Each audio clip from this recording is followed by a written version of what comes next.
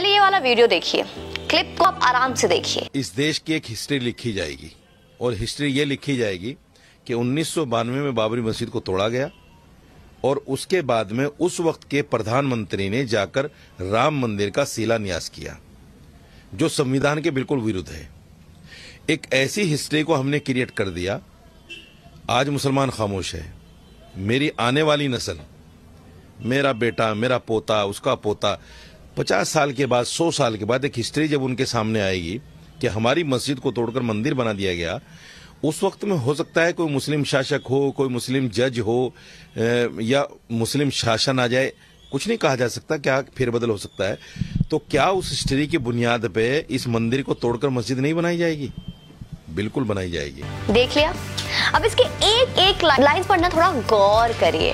पहली लाइन में मौलाना क्या कहता है? भारत के प्रधानमंत्री ने संविधान के विरुद्ध जाकर राम मंदिर के निर्माण का कार्य शुरू किया। दूसरी लाइन में क्या कहता है? मैं बहुत आराम से बता रही हूँ, कोई जल्दीबाजी नहीं। कल जब हमारी नस्लें आएंगी और इतिहास को फिर से लिखेंगी, तब शायद इस देश में मुस्लिम शासन आ जाए, मुस्लिम जज आ जाए, तो दोबारा से राम मंदिर को गिराकर मस्जिद बना ली जाएगी। आप कहेंगे इसमें नया क्या है? बताइए सुमन जी, क्या नया है? हम तो जानते हैं कि इनके दिल में क्या है, हम सब जानते हैं। अरे ना, जो जानते हैं उनके लिए वीडियो तो एक रिमाइंडर है 2023 के लिए। लेकिन जिन्हें शुतुरमुर्ग बने रहना है, जिन्हें रेत में गर्दन डालकर ये बोलना है कि मोदी अशांति फैला रहा है या सुमन हिंदू मुसलमान करके देश में नफरत फैला रही है, ब्ला ब्ला ब्ला, ये वीडियो उनके लिए अधिक है। देखो, ऐसा है ना कि जानते तो तुम भी हो कि सच क्या है, बस बताने से डरते हो। ये बात मौलाना अपनी तकरीर में नहीं बोल रहा, ये बात मौलाना किसी बंद कमरे में अपना एजेंडा डिस्कस करते हुए नहीं बोल रहा है। यह बात बोल रहा है वह ईटीवी के कैमरे और माइक के सामने बकायदा यह जानते हुए कि यह बात टीवी पर दुनिया में सबके सामने आएगी। खेल समझो। अब तक जो खेल वो बंद कमरे से खेल रहे थे, अब मजबूरी से खुलेआम खेलने को मजबूर हैं। और पूरे गर्व से मैं अपने तमाम हिंदूवादी सनातनी साथियों के साथ मिलकर हमारी इस सामूहिक जीत के लिए किए गए गिलहरी प्रयास का श्रेय भी लेती हूँ और आप लोगों को भी इसका श्रेय देती हूँ। हम ना होते तो ये सब वो बंद कमरे में ही कर रहे होते, हमेशा की तरह। यह उनके अंदर जो बेचैनी है ना, अब उन्हें अपने हिडन एजेंडा पब्लिकली बोलना पड़ रहा है ताकि आप और हम डरे। तो मौलाना ये बताओ कि सुप्रीम कोर्ट का फैसला गैर संवैधानिक है, तो संविधान फैसले कहाँ से होंगे? तुम्हारे सरिया कानून से या तुम्हारे आसमानी किताब से? कहाँ से? और इस बात का क्या मतलब है कि 50 साल बाद इस देश में मुस्लिम प्रधानमंत्री होगा या मुस्लिम जज होगा या मुस्लिम संविधान जारी हो जाएगा, शासन आ जाएगा, तो मंदिर गिराकर मस्जिद बना दिया जाएगा? ऐसा क्यों कह रहे हैं आप मौलाना साहब? यानी कि इस देश में अगर मुसलमान प्रधानमंत्री बनेगा तो वो शरिया कानून लागू कर देगा। सुप्रीम कोर्ट में कोई मुसलमान जज बनेगा तो वो आसमानी किताब से चलेगा हमारा देश। ऐसा कहना चाहते हैं अब आप, वो भी खुलेआम सरेआम। लोकतंत्र में ये तो संभव है कि 100% की किसी भी समाज का जाति पंथ धर्म से परे कोई भी भारतीय शासन के उच्चतम व्यवस्था का हिस्सा बन सकता है। लेकिन तुमने तो स्पष्ट कर दिया कि मुसलमान प्रधानमंत्री बनेगा तो इस देश को कैसे चलाएगा। अब तो हम लोग इस बात के लिए लड़ेंगे कि चाहे जो हो जाए, इस देश का प्रधानमंत्री कोई मुसलमान नहीं होना चाहिए। हमें इस देश को इस्लामिक राष्ट्र नहीं बनने देना है मेरे प्यारे सनातनी दोस्तों। हमें फिर से मुगलिया शासन नहीं चाहिए। हमारी मांगे गलत है तो बताओ आप। मौलाना इस्लामिक शासन आ जाएगा का मतलब समझाओ मुझे, मैं थोड़ा दुविधा में हूँ।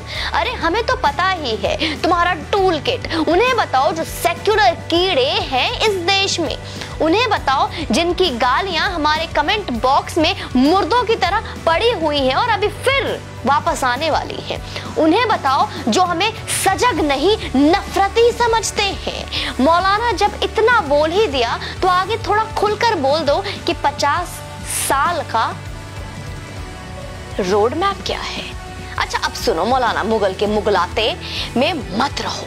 यह बस कहावत है कि वक्त बुरा हो तो कुत्ता ऊंट पर बैठे व्यक्ति को भी काट लेता है। सच यही है कि चाट सकता है कुत्ता, काट नहीं सकता। तो इस ख्वाब को ना आंख में पानी मारकर धो लो और अपने गाल में इधर और इधर 2 चाटे लगाकर होश में आ जाओ। अभी तो बस ये शुरुआत है एकदम। 50 साल के बाद का हिंदुस्तान मुगलिया शासन से पहले का हिंदुस्तान होगा। रहना है रहो, नहीं रहना है तो अपनी बोरिया बकरिया बिस्तरा उठाकर चलते बनो। हम इस बात से इनकार बिल्कुल नहीं कर रहे हैं कि कल कोई मुसलमान व्यक्ति इस देश के सुप्रीम कोर्ट का चीफ जस्टिस ऑफ इंडिया बन जाए, प्रधानमंत्री बन जाए। लोकतंत्र है, संभव है हो जाए, लेकिन वो जो तुम कह रहे हो ना वो करना तो दूर सोचना भी संभव नहीं होने देंगे। यकीन मानो बदलाव नहीं होने देंगे। अपने देश के प्रधानमंत्री से करबद्ध निवेदन है कि इस मौलाना की पूरी जांच की जाए। इसके खुद से लेकर इसके जुड़े हर व्यक्ति के बैंक खातों की जांच की जाए। ठीक कह रही हूँ ना मैं? इससे जुड़ी हर चीज की सूक्ष्मता से जांच होनी चाहिए या नहीं होनी चाहिए। इस पर यूएपीए लगाकर देश की व्यवस्था को चुनौती देने का संगीन आपराधिक मामला दर्ज होनी चाहिए या नहीं होनी चाहिए। इसे तत्काल प्रभाव से अरेस्ट किया जाए और यह जब तक जेल में रहे तब तक हर सुबह इसे मुगल काल से पहले में भारत के बारे में पढ़ाया जाए। इसे पढ़ाया जाए कि इस्लामिक आक्रांताओं ने इसके पूर्वजों को कैसे जबरदस्ती मुसलमान बनाया। इसे लोकतंत्र को चुनौती देने के आरोप में जो कठिनतम सजा हो वो दी जाए। आगे से जो ये लोग बोलकर अब तक अपने अंदर लेकर चल रहे थे, ताकि जहां कोई ना देख रहा हो वहां सूखी घास पर ये आग लगाकर इस देश को जलाया जाए, अब ये खुलेआम लेकर चल रहे हैं। मौका है कि जलती तिल्ली पर इनके फूंक मारिए ताकि ये आग भी ना लगा पाए और देश, हमारा भारत देश जलने से बच पाए। कोशिश तो कर सकते हैं ना। आप लोग को भी मिलकर करना पड़ेगा मेरे साथ। गिलहरी प्रयास करेंगे ना। और जिन लोगों को लगता है भैया कि नया साल आ गया, सिर्फ साल बदला है, डेट बदली है, महीने बदले हैं। हमारा नया साल आएगा और सनातनी भी धूमधाम से मनाएंगे। ये अंग्रेजों का है तो उन्हीं को रहने दे।